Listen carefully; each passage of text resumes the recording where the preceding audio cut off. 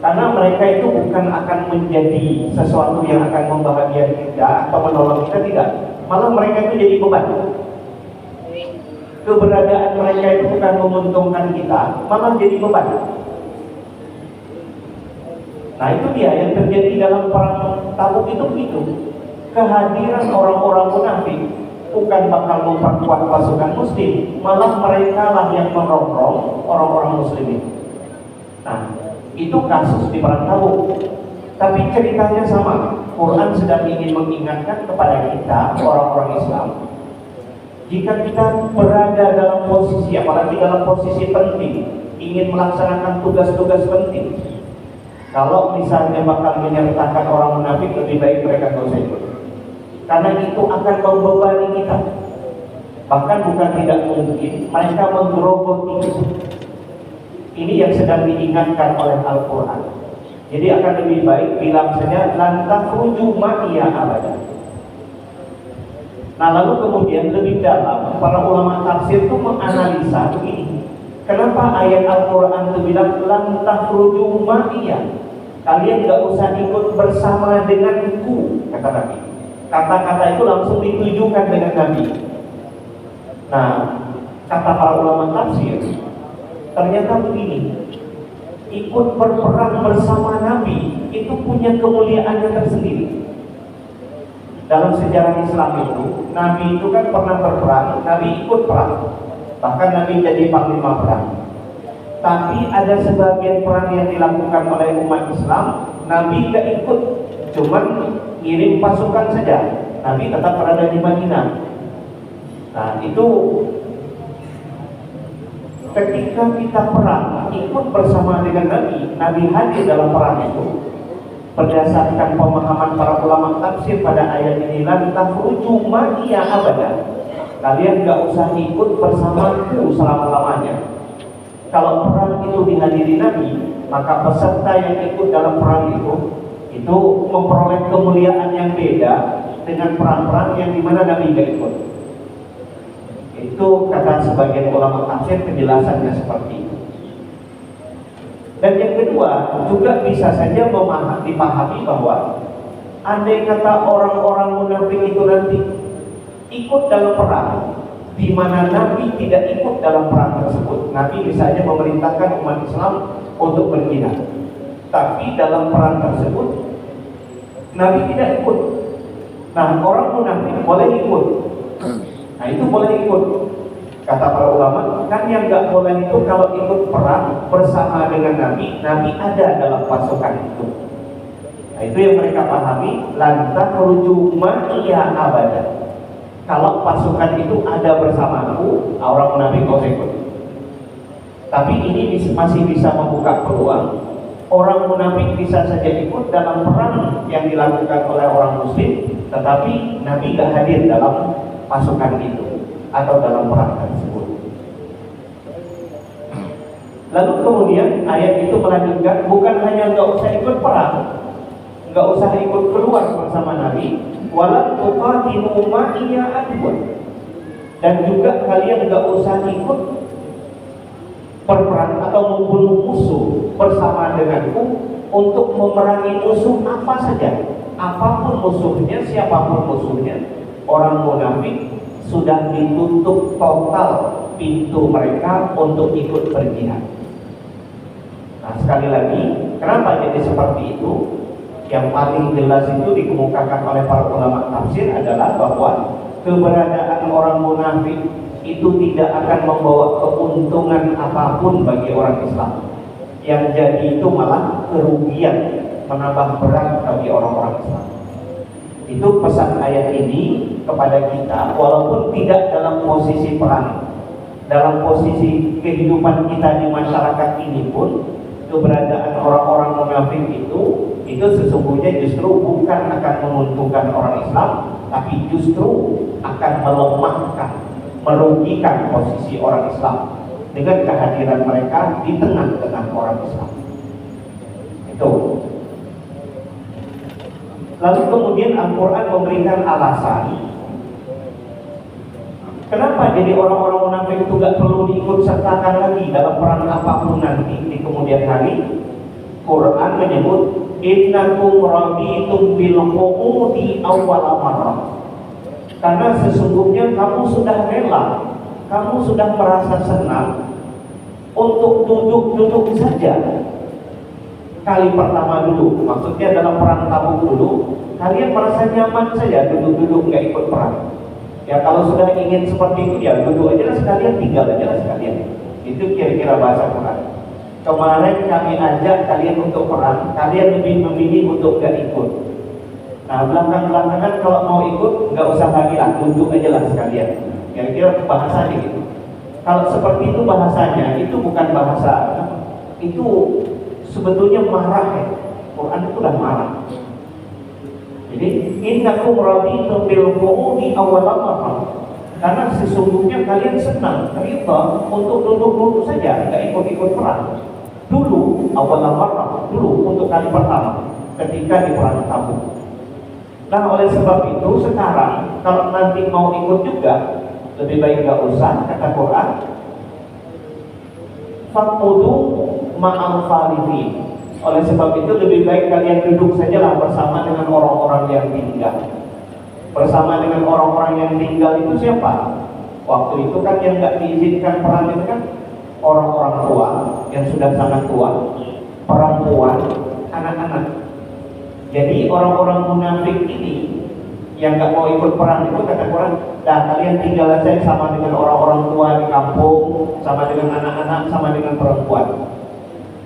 Ini bahasanya kata para ulama tafsir, itu seolah-olah orang munafik itu nggak ada moralnya, nggak ada nilainya, karena nilai mereka sama saja dengan orang-orang tua, sama saja dengan anak-anak, sama saja dengan perempuan, nggak ada kualitas. Nah itu salah satu tafsir al-Falifin.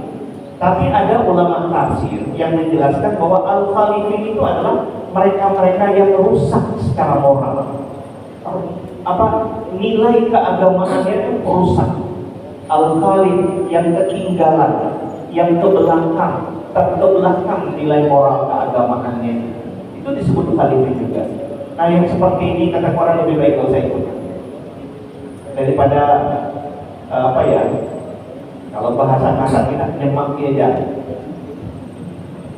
nggak ada mutunya juga, nggak ada kualitasnya juga. Mereka ikut nggak ada mutunya. Nah itu pernyataan Quran. Itu yang kita bisa ulangi di ayat 83 dari surat At-Taubah. Berikutnya kita masuk ke ayat 84. Ini agak bergeser sedikit temanya, tetapi masih ada kaitannya dengan orang Yahudi. Nah beberapa riwayat menyebutkan, sebelum kita masuk ke ayat ini, mudah-mudahan ini bisa menjadi pengantar. Salah satu tokoh terkemuka munafik di Yahudi itu namanya Abdullah bin Ubay bin Salul. Nah, Abdullah bin Ubay bin Salul ini tokoh paling hebatnya, tokoh terkemukanya orang munafik di Madinah.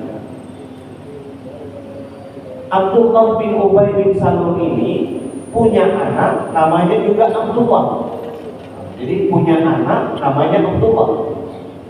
Jadi kalau kita sebut Abdullah ini, kalau kita lanjutkan Abdullah bin Ubay bin Salul, nah, begitu kira-kira. Bapaknya ini Abdullah bin Ubay bin Salul itu tokoh munafik. Tapi si anak yang namanya Abdullah ini sahabat Nabi, orang baik, Islamnya baik. Jadi satu ketika sang bapak meninggal, Abdullah bin Ubay bin Salul meninggal. Sementara anak adalah seorang muslim yang baik, sahabat Nabi. Maka datanglah si anak ini menemui Nabi, memberitakan bahwa bapaknya meninggal. Padahal ini tokoh munafik Madinah yang selalu bikin ribut dan memusuhi dakwah Nabi itu ini, salah satu tokoh utamanya. Tapi si anak datang menemui Nabi. Apa yang dilakukan oleh si anak? Si anak ini meminta sorban Nabi, menurut satu riwayat, minta sorban Nabi untuk dijadikan kain kafan bagi bapaknya yang munafik. Nabi dikasih kain. Nah setelah itu ada lagi permintaan si anak. yaitu agar Nabi datang mensalatkan bapaknya. Nah, ini. Mensalatkan, minta si anak memohon kepada Rasul agar mensalatkan bapaknya. Padahal semua anak, semua sahabat tahu Abdullah bin Ubay bin Salul itu bosnya munafik di Madinah. Nabi kemudian mau berangkat, berdiri sudah Nabi, berdiri sudah mau pergi melaksanakan salat, mensalatkan tokoh munafik. Sayyidina Umar yang duduk di samping Nabi megang baju Nabi, ditahan. Ya Rasulullah, itu kan munafik. Itu kan munafik. Semua kita tahu lah, itu tokohnya munafik. Apakah Anda akan mensalatkan orang munafik? Padahal Allah sudah melarang untuk memohon ampun untuk orang munafik. Allah sudah melarangmu ya Rasul untuk memohon ampun, meminta ampun bagi orang-orang munafik. Nah kan yang namanya salat jenazah itu kan isinya semua permintaan ampun bagi jenazah. Bolehlah kita baca misalnya setelah takbir kedua itu, kan takbir pertama kita baca Fatihah, takbir kedua kan kita baca salawat.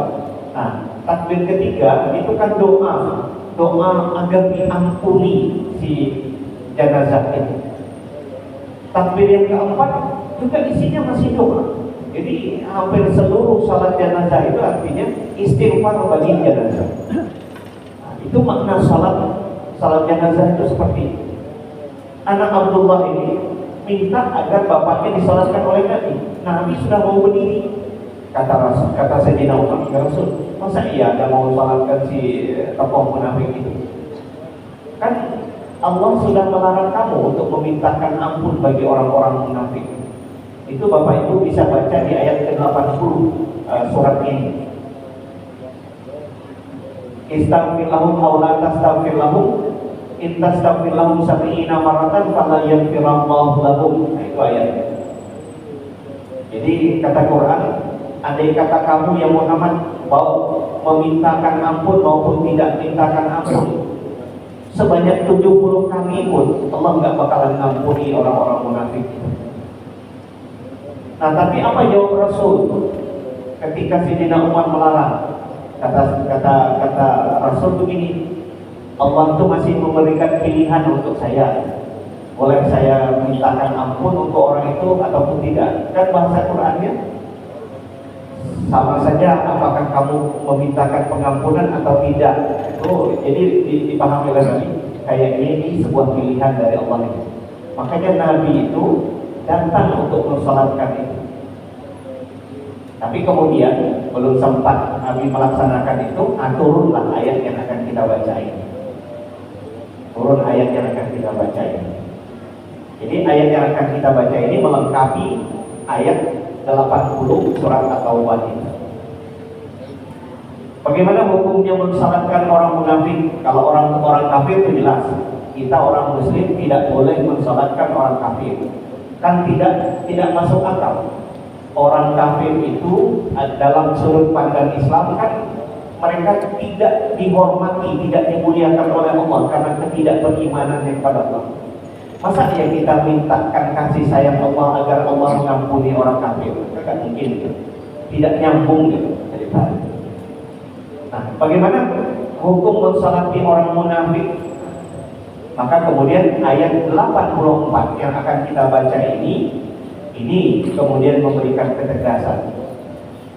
Kata Quran kepada Nabi, wala tusalli ala ahadin minhum mata abada.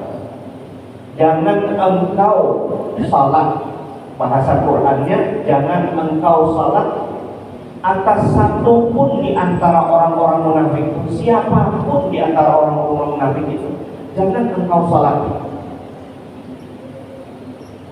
Jangan engkau salati atas satu orang pun di antara mereka, orang-orang munafik itu yang mati. Jangan salati mereka yang mati itu abada, selama-lamanya.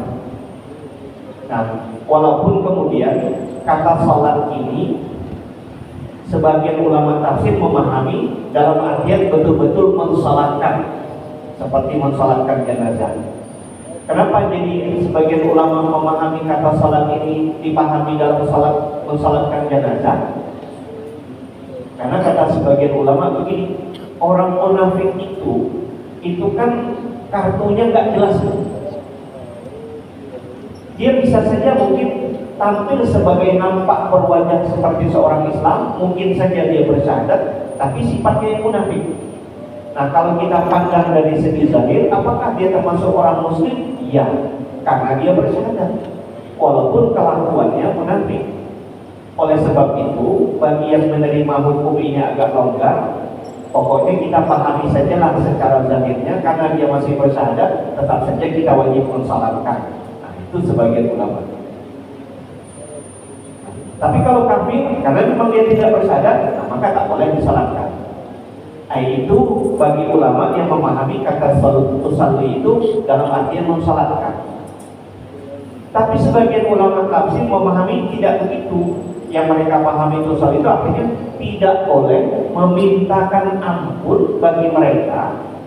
Di mana pada saat mereka nanti, lanjutan ayat ini, ketika kita sedang mengantar mereka di kuburan, di kubur mereka itu ada doa segala macam. Nah, itu kita nggak boleh mengucapkan doa kepada mereka. Jadi kata tusalli itu sebagian ulama tafsir memahami itu istighfar. Jadi kalau kita terjemahkan menurut terjemahan kedua ini, wala tusalli ala ahadin, artinya jangan engkau memintakan ampun. Jangan memintakan ampun atas satu pun di antara orang-orang munafik itu ya kan. Selama-lamanya tak boleh. Kalau yang tadi itu nggak boleh mensalatkan dalam seperti salat jenazah, maka yang kedua ini nggak boleh memintakan ampun. Kalau nggak boleh memintakan ampun, berarti mensalatkan pun lebih tak boleh lagi. Meminta istighfar saja bagi orang munafik nggak boleh, apalagi mensalatkan. Lalu kemudian apa larangan berikutnya? Wala takum ala qabri. Jangan kamu berdiri di atas kubur orang munafik. Nah, ini bagaimana memahaminya nih? Jangan kamu berdiri di atas kubur orang munafik. Nah, ini harus menimbulkan penjelasan para ulama tafsir. Ya, kalau hari ini misalnya kan misalnya ada tokoh atau presiden negara muslim di Islam datang ke sebuah negara, berkunjung ke sebuah negara yang di situ bukan negara muslim, lalu kemudian misalnya diminta berziarah ke tokoh-tokoh pahlawan yang di situ. Kita yakin bahwa pahlawannya itu nggak ada yang muslim itu. Misalnya mohon maaf, misalnya presiden Indonesia datang ke Uni Soviet, ke Rusia, disuruh berkunjung ke makam pahlawan di Rusia itu. Kira-kira pahlawan yang ada di Rusia itu kan nggak ada yang muslim. Nah, gimana tuh presiden kita misalnya datang ngasih penghormatan ke situ? Kalau dibaca pakai ayat ini, wala takum ala qabrihi, nggak boleh berdiri di kuburannya, itu nggak boleh. Nah, itu makanya diperlukan penjelasan. Jadi salah satu penjelasan yang menarik itu oleh para ulama tafsir adalah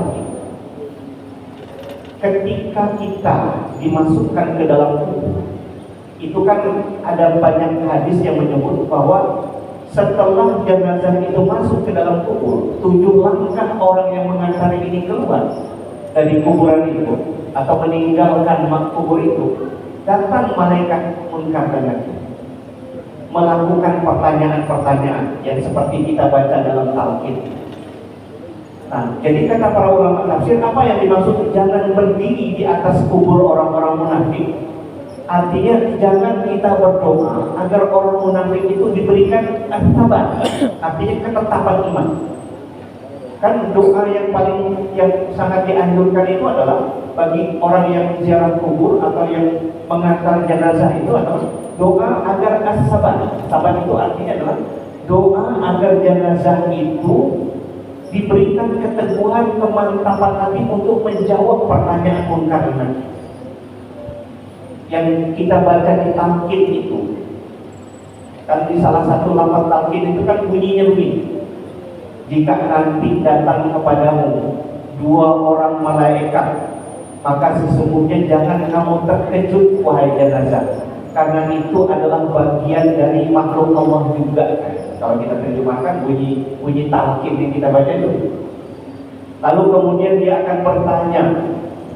Di antara pertanyaan itu, siapa Tuhanmu? Siapa nabimu? Apa kitabmu? Apa kiblatmu? Siapa saudara-saudaramu? Nah, itu kan yang diajarkan dalam talqin. Kalau itulah yang ditanyakan oleh malaikat tersebut, maka jawablah dengan lisan yang fasih. Nah, ini yang namanya as-sabat. Jadi menurut ayat ini yang dimaknai dengan wala takun ala qabrihi, kalau itu orang munafik, kita mengantar ke kuburannya, nggak usah didoain, nggak usah didoakan agar dia dapat mantap menjawab pertanyaan malaikat. Itu salah satu tafsir. Jadi sebetulnya talqin itu sesuatu yang punya dasar. Jadi talqin, baca talqin itu bukan nggak ada, itu ada dasarnya. Jadi tradisi kita kan kalau orang dikubur kan dibacakan talqin. Itu walaupun hari ini ada sejumlah pihak yang mengkritik kebiasaan talqin, tetapi talqin itu punya dasar. Nah, kalau kita pakai tafsir tadi, wala takun ala qabrihi, seperti makna yang diberikan oleh para ulama tafsir adalah jangan engkau berdoa agar orang munafik itu diberikan keteguhan dapat menjawab pertanyaan malaikat. Itu sebetulnya ada di dalam talqin itu. Karena talqin itu mengajarkan orang yang di dalam kubur agar dia mantap menjawab pertanyaan malaikat. Itu dia. Nah, itu kata ayat Al-Quran kepada Nabi, jangan engkau salat atas satu orang pun di antara mereka itu yang mati selama-lamanya, dan juga jangan engkau berdiri di atas kubur mereka, dengan makna yang seperti kita jelaskan tadi. Kenapa jadi jangan disolati dan jangan berdiri di atas kuburan orang-orang munafik itu? Quran memberikan alasan, innahum kafaru billahi wa rasulih, karena sesungguhnya mereka itu telah kufur kepada Allah dan telah kufur juga kepada Rasul. Gampangnya, mereka tidak mengimani Allah dan Rasul, walaupun mungkin di luar nampak masih kayak orang Islam, padahal dalam hatinya tak mengimani Allah dan Rasul. Jadi kalau dari sudut pandang akidah, itu sebetulnya munafik itu sama saja dengan kafir. Cuman karena dia pandai bermain, mempermainkan, ya tampil dengan wajah seperti seorang muslim, itu saja.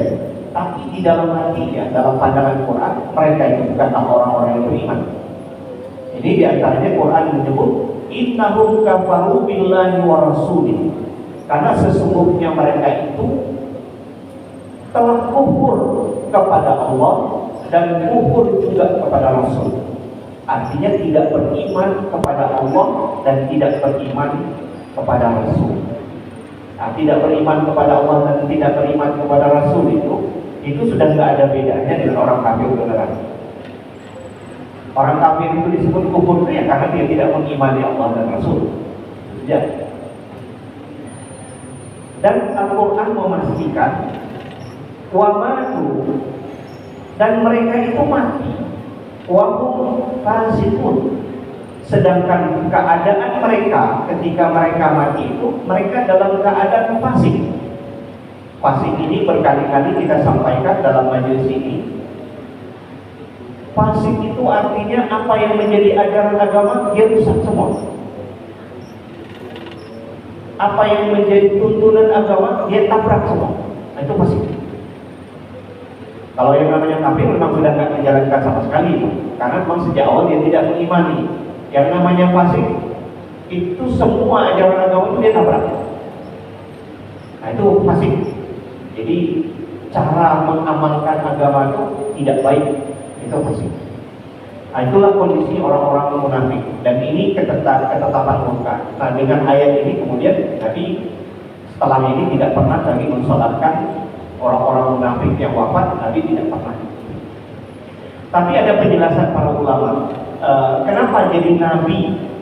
Jadi kenapa jadi Nabi berangkat ketika Abdullah, anak Abdullah bin Salul itu datang meminta kepada Nabi untuk mensolatkan ayahnya. Kenapa Nabi juga mau berangkat? Ada sebagian ulama tafsir memberikan alasan begini. Ini apa ya? Karena si anak ini muslim, ini sahabat Nabi yang baik. Nabi itu menjaga perasaan si anak, nah, bukan menjaga perasaan si bapak. Tapi karena anak ini adalah anak yang menjadi pengikut Nabi, maka Nabi menjaga perasaannya. Jadi ya kalau bahasa kita semacam berbahasa basi lah. Kalau tidak dipenuhi permintaannya, Nabi merasa tidak enak. Karena walaupun bapak munafik, tapi si anak kan nggak munafik. Si anak ini tetaplah muslim yang baik, sahabat Nabi yang baik sampai akhir hayatnya.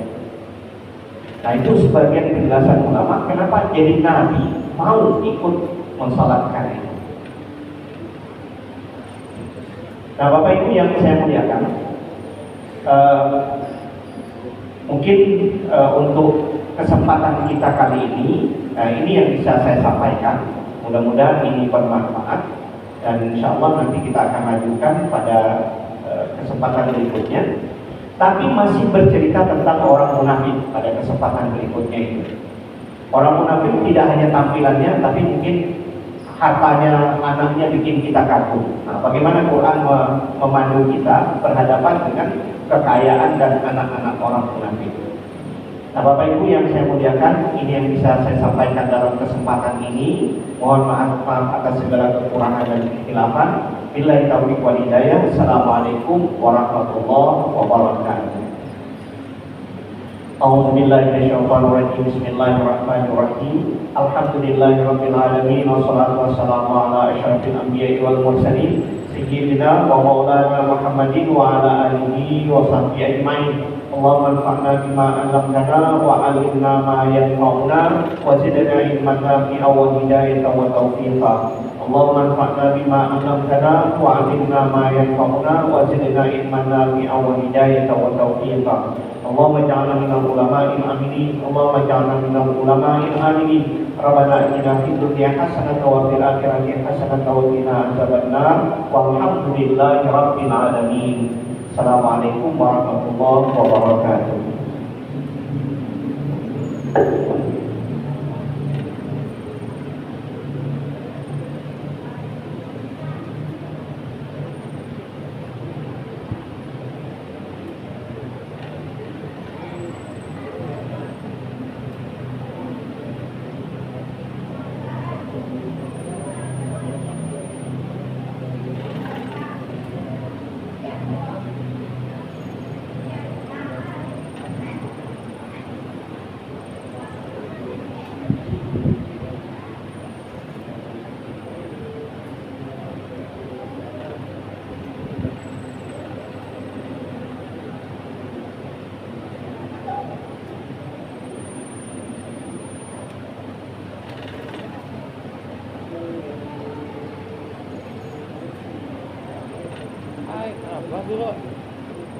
Apa HP kawan lah?